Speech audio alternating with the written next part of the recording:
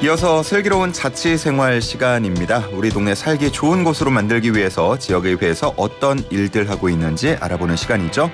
오늘은 이홍근 경기도 의원 연결해서 이야기 나눠보겠습니다.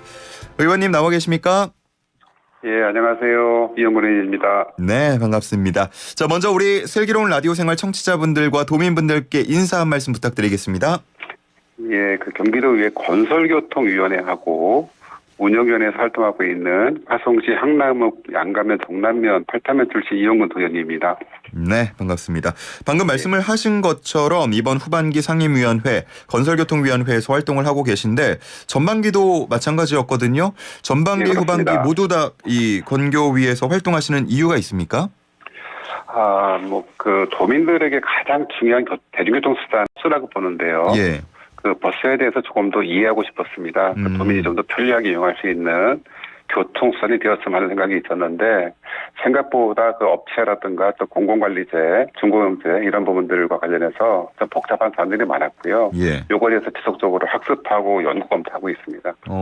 최근에도 경기도 버스운송사업조합 지도 감독 결과를 질타하셨는데 이 내용 짤막하게 좀 먼저 전해주신다면요. 예, 기본적으로 경기도에서 연구한 매년 이제 재정 상태에 대한 조사를 합니다. 버스업체들. 예. 제가 볼 때 그 조사 자체가 좀 부실하다고 판단합니다. 거의 매년 똑같은 패턴으로, 똑같은 내용으로 진행되고 있는 게 이해가 잘 안 됐었고요. 예. 그다음에 버스업체가 사모펀드에 먹잇감이 될 정도로 상당히 좀 걱정스러운 부분이 많습니다. 그러니까 더군다나 예산으로 매년 1조 원이 넘는 예산이 투입될 것으로 예상되고 있고 지금도 한 8, 9천억 정도가 들어가고 있거든요. 예. 예, 요런 사항들에 대해서는 좀 고민스럽죠. 그다음에 이게 과연 맞나 타당한지에 대한 저희가 승인을 해주지만 이게 타당한지에 대한 것이 좀 더 명확하게 확인되는 게 필요하고 저희가 의무라고 생각했습니다. 알겠습니다. 자, 지금 11월 15일입니다. 연말이고 또 한참 행감으로 바쁜 시기인데 행정사무감사 잘 진행되고 있습니까? 예, 잘 진행되고 있습니다. 원래 당초에 그 원내교섭단체인 국민의힘이 초반에 정례회의에서 본회의에 보이콧을 좀 했었죠. 그래서 행감이 잘 될까 했었는데 지금은 원활하게 잘 진행되고 있고요. 예. 도의원님들 한 분 한 분이 사실 성실하게 많은 준비를 해서 도민들의 편안한 삶을 위해서 열심히 노력하고 있습니다.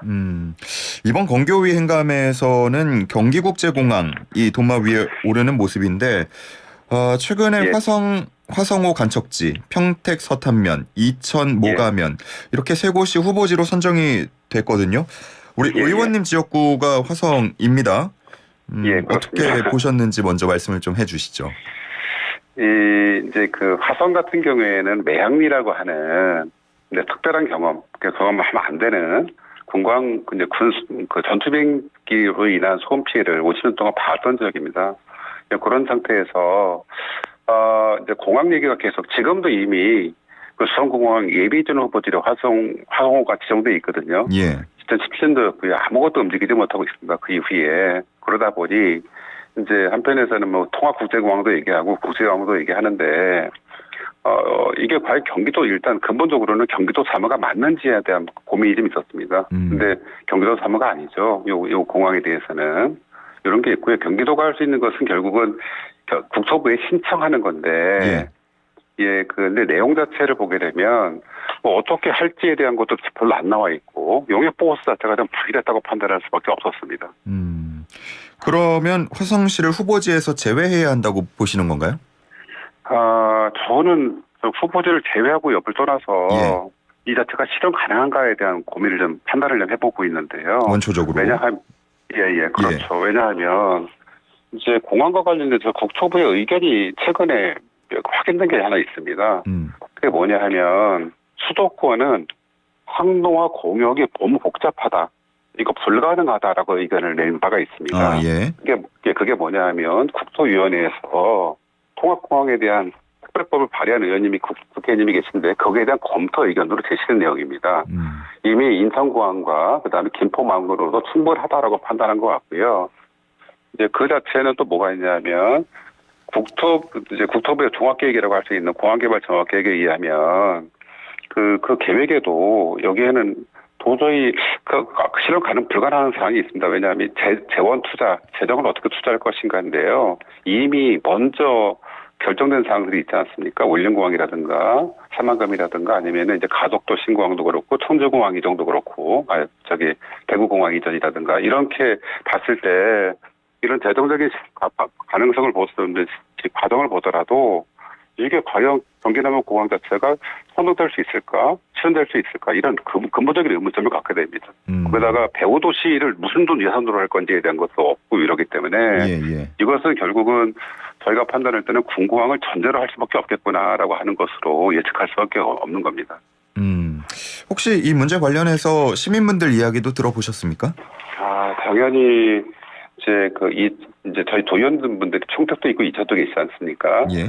그분들의 의견도 사적으로 편하게 말씀하시는 자리에서 이거 군공항을 전제로 하는 거네라고 하는 입장을 가지고 있습니다. 그건 뭐냐면 아까도 말씀드렸듯이 여러 가지 근거라든가 자료를 봤을 때 실현 불가능한 얘기입니다. 국토부에서 사업을 한다고 하는 것들은. 만약에 우리 돈으로 우리가 하겠다라고 한다고 하면 국토부가 그래 그러면 한번 고민해볼까 이 정도는 가능할 수 있을 것 같습니다. 그런데 그렇지 않고서 국제공항만 한다고 그러면 이것은 불가능한 계획이다라고 하는 거를 전제로 할 수 있고요. 군공항을 통해서 기존에 이제 기부대 양해라고 합니다. 수원공공항을 팔아서 그 부지가 좀 도시권에 있다 보니까 지금은 토지 가치가 높겠죠.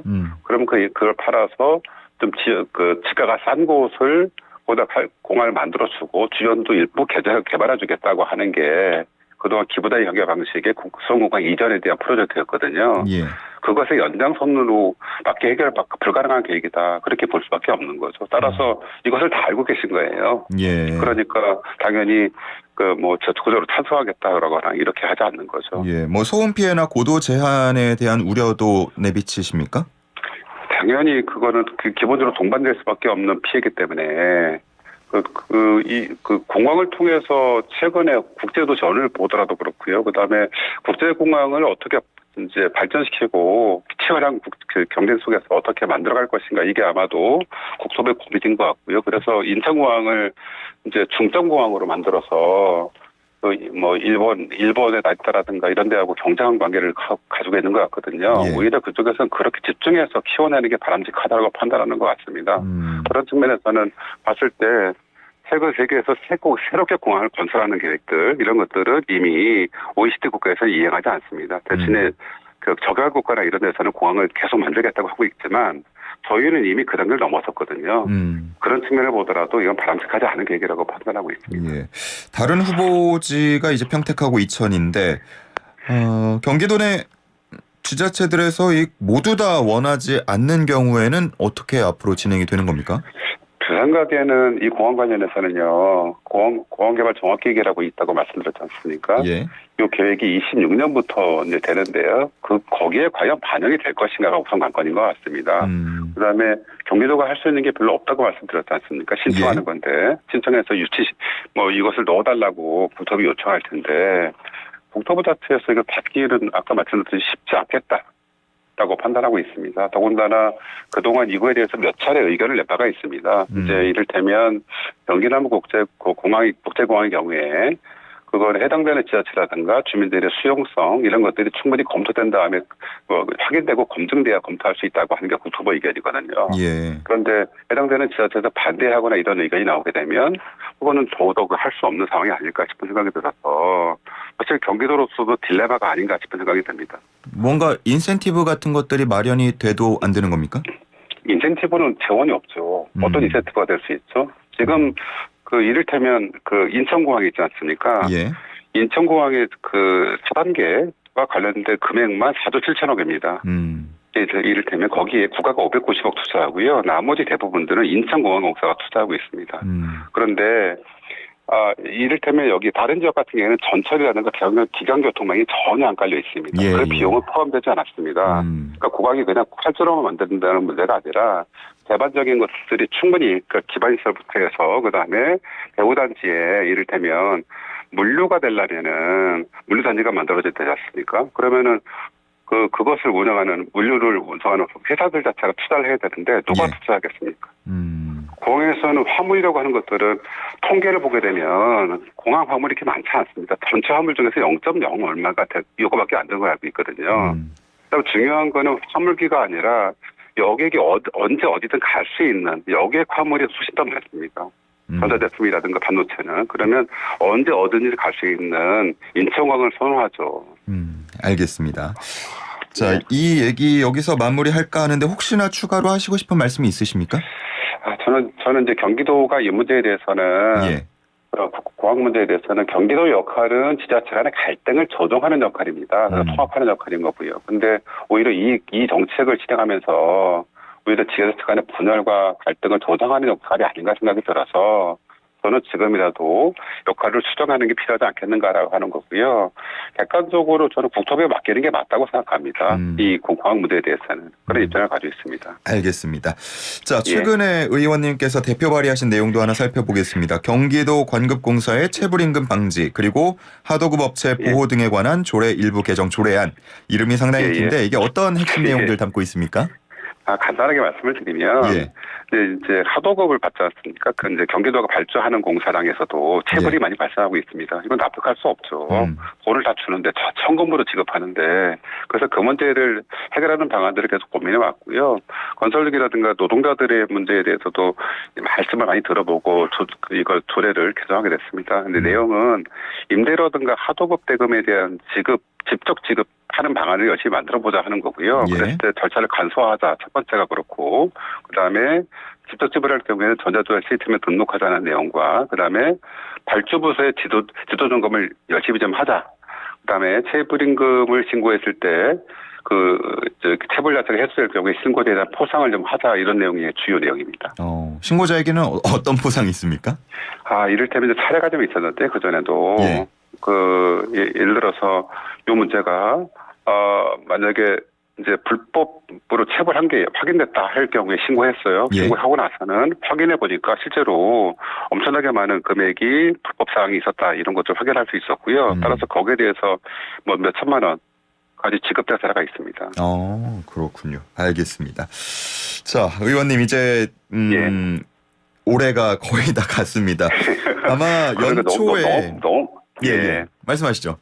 아닙니다. 말씀하십시오. 연초에 이제 가지고 있었던 2024년 목표가 있었을 것 같은데 뭐 어떤 것들 세우셨는지 그리고 잘 지키셨는지 한번 개인적으로 스스로 피드백을 보신다면요.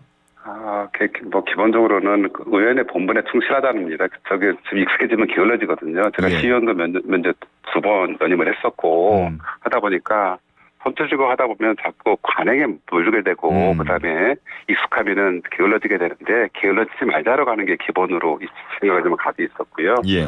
그다음에 이제 위원회 활동, 의정 활동 관련해서는 가장 주요하게 봤던 게 아까 말씀드렸던 버스 문제입니다. 지금도 버스 문제에 대해서 자료를 보고 있었는데요. 이 문제만큼은 위원회 있는 사이에 올해뿐만 아니라 내년까지 이어서 근본적인 해결 방안을 찾아봤으면 좋겠다라고 하는 생각을 가지고 있습니다. 조금 이르긴 하지만 올해 스스로에게 점수를 매기신다면 몇 점 주시겠습니까? 낙제는 좀 면한 것 같습니다. 몇 점이요? 뭐라고 하셨죠?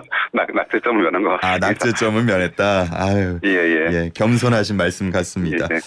저희 경기도 의원님들 연결했을 때 항상 드리는 필수 질문인데 내 인생의 명곡 저희가 바로 또 띄워드리거든요. 내 인생을 대변하는 노래가 있다면 어떤 거 선곡을 해주시겠습니까? 이제 그날이 오면 말씀을 듣고서 다시 생각을 해봤고요.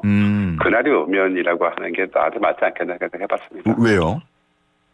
누구에게 그날은 있죠. 어느 분께도. 그다음에 저도 도의원으로서의 그날도 있을 거고.